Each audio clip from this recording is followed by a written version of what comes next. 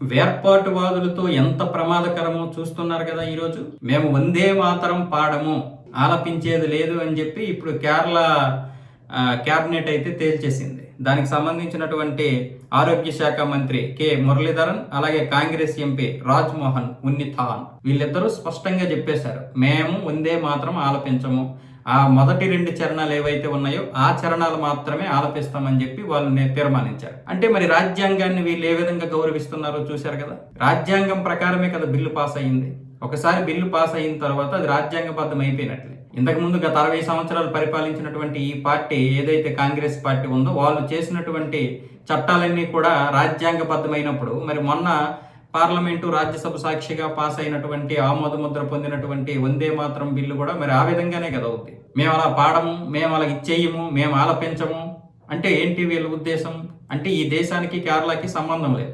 వాళ్ళు మొదటి నుంచి కూడా అదే చెప్తున్నారు. వేర్పాటువాద లక్షణాలు విపరీతంగా ఉన్నాయి కేరళలో. కేరళ కావచ్చు, తమిళనాడు కావచ్చు, జమ్మూ కాశ్మీర్ కావచ్చు, పశ్చిమ బెంగాల్ కావచ్చు. అంటే రాజకీయ నాయకులు అలా తయారు చేశారు ప్రజలు.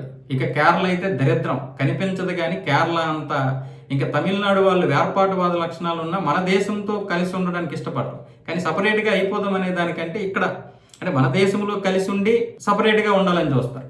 కానీ కేరళ వాళ్ళు అలా కదా, అసలు దేశం నుంచి పూర్తిగా విడిపోయి మాకంటూ ఒక సపరేట్గా దేశం ఇచ్చేయండి అంటారు. ఇప్పుడు జమ్మూ కాశ్మీర్ వాళ్ళకంటే ఒక అర్థం ఉంది, వాళ్ళని తయారు చేసిందే అలా కాబట్టి, వాళ్ళు ఉన్నదే వాళ్ళందరూ దానికోసం కాబట్టి మేము ఇక్కడ ఉండమని చెప్పి వాళ్ళు వేర్పాటువాదులు ఏమొచ్చేసి చాలా ఇది చేశారు. ఇప్పుడు వాళ్ళలో చాలా మార్పు వచ్చింది, అది వేరే విషయం. కానీ కేరళలో కూడా ఈ రోజు ఇలా ఉన్నదంటే రేపు పొద్దున మరికొన్ని రాష్ట్రాల వాళ్ళు కూడా అదే అంటారు. ఇక మనం రాజ్యాంగానికి విలువిచ్చింది ఏముంది? రాజ్యాంగానికి గౌరవం ఇచ్చే కదా ఇప్పుడు రాజ్యసభ పార్లమెంట్ లో బిల్లు పాస్ చేశారు. అసలు ఇలా గౌరవం ఇవ్వరు అనుకుంటే డైరెక్ట్ గానే కేంద్ర ప్రభుత్వం ప్రతి దాన్ని మార్చేస్తారు కదా.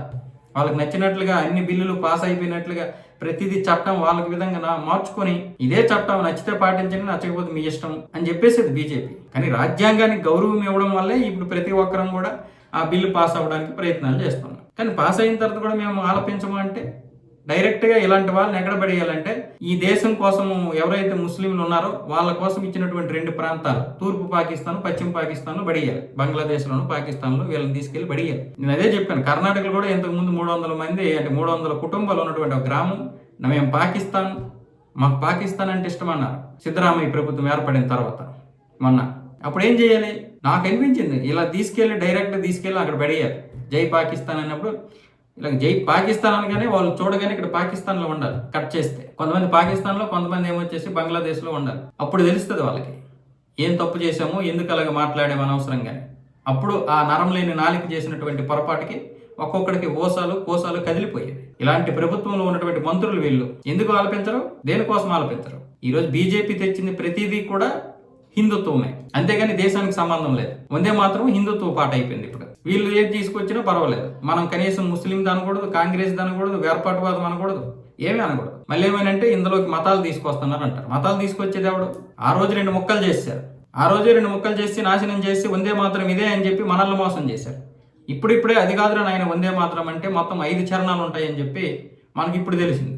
మనం ఇక్కడ దుర్గామాతను పూజించము, లేకపోతే స్తుతించము, లేకపోతే వందే మాత్రం ఆలపించము, జనగణమన ఆలపించము, జై హింద్ అనము, భారత మాతకి జై అనం మన వాళ్ళ కోసమే కదా పాకిస్తాన్, బంగ్లాదేశ్ ఇచ్చారు. మరి ఇంక దాని గురించి డిస్కషన్ ఏంటి? అది మురళీధర్ అయినా సరే, లేకపోతే ఇంకెవరైనా సరే అక్కడికి వెళ్ళిపోండి. ఎవడొద్దన్నాడు మిమ్మల్ని? 2 ప్రాంతాలు ఇచ్చారు కదా.